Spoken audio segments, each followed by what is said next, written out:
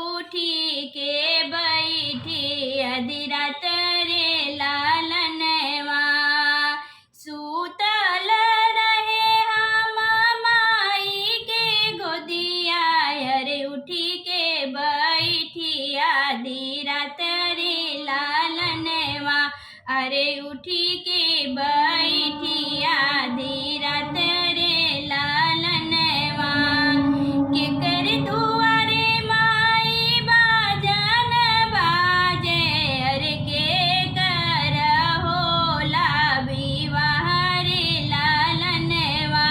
अरे के करे होला विवाह रे लालनवा तू ही बेटिया तूर तू ही बेटी चातुर तू ही बेटिया तूर तू ही बेटी चातुर अरे तू ही बेटी भैलू सयान रे लालनवा अरे तू ही बेटी भैलू सयान रे लालनवा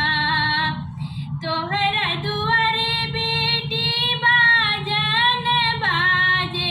अरे तोहार होला विवाह रे लालनवा अरे तोहारे होला विवाह रे लालनवा नहीं हम सिखी माई सुपवा डेलरिया अरे नाही सीखिय राम रसोइया रे लालनवा अरे नहीं सिखली राम के रसोइया रे लालनवा सासु ननद मोरे महू गरी आई है अरे हमसे ना सहलोई जाई रे लालनवा अरे हमसे ना सहलोई जाई रे लालनवा सीख ले तू मोर बेटी सुपवा डेलरिया